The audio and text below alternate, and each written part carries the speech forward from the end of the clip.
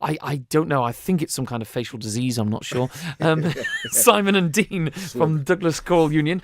Simon, talk me through, first of all, please tell me I'm not just insulting your general sort of hygiene regime. No, it was grown especially for the part of Franklin Hart Jr. I just thought it would add to the character being set in the late 70s. And I remember being at school, and quite a lot of the school teachers had these sort of type of moustaches, and they were a bit disconcerting. But because he's a sleazy character, he's a sort of cross between Harvey Weinstein and Donald Trump, so it couldn't be a better time to play a role like this, really, could there? But, it's almost a handlebar moustache, isn't it? Yes. Yeah. Well, I grew a beard for about a month, and then I left it to the last possible minute before taking it off, and then I was going to take it to about to about the top lip, but then I got that far. I thought, that probably looks a bit more sleazy like that. So I should say to people, of course, that this interview will be available on video on the Manx Radio Facebook page after this, so they can all go and take a look at this wonderful moustache you've got there.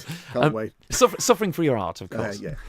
Now, Dean, obviously, 9 to 5, the show that you've both been in, and living and breathing for months. It's been on since Friday. How did the opening weekend go? Yeah, it went fantastic. Had some really good responses from the audience members.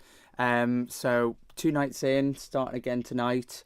It's a really great kind of upbeat show. It's different to kind of things that have been on before, and there's a lot of tongue-in-cheek moments. The music is fab. It's all Dolly Parton, so if you're a big Dolly fan, then I would definitely recommend. It's not a back catalogue. There's only one song that actually anyone would really know, which is obviously 9 to 5, the title song. So yeah, really great show.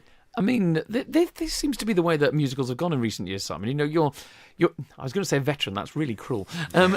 You've done 1 or 2 musicals yourself before, and when we've talked off air about things like Les Mis, Witches of Eastwick, just happens to be my favourite one of all time. Just saying.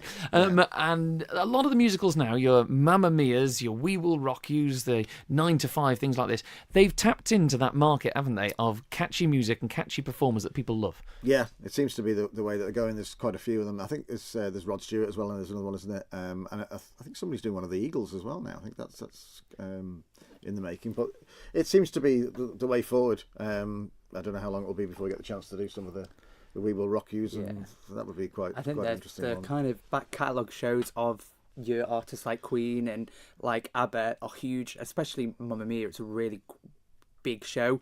So 9 to 5, I think it's a little bit different to them kind of back catalogue shows because it's not an entire back catalogue. I think there's all one the songs, song in it. Yeah, that's all kind the songs of a are play original. On a song, isn't it's it? a bit like when we did the Producers last year.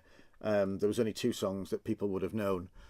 Springtime for Hitler and Prisoners of Love, which were the 2 that were in the original film. And then Mel Brooks wrote all those songs especially for the stage version of the Producers, as Dolly did with this one. Now, the thing that strikes me about 9 to 5 and the feedback I've been having about the show from its opening weekend is it has a quintessential sort of theme to it, which I think is important for musicals, which is you almost leave the theatre tripping your way out because you leave in a good mood because of the upbeat nature of the show. I mean, is that a good way to describe it? Yeah, I mean, I'm the swine and he gets his comeuppance at the end of it, so, I mean, which will please all the women. Yeah.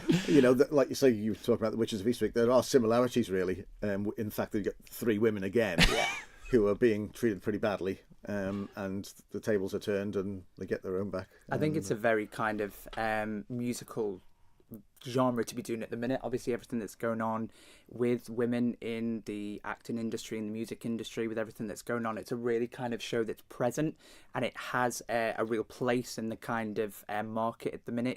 It's all about female empowerment, so it definitely plays on itself in that respect. Now, obviously, you guys, I know for well, when it comes to musicals, you live and breathe these. Now, Dean, when did you start work on this one? 9 to 5, we started in September from a rehearsal point of view, but it's kind of been in the works since May. So since May last year, kind of all the background work started, director, musical director, that kind of thing.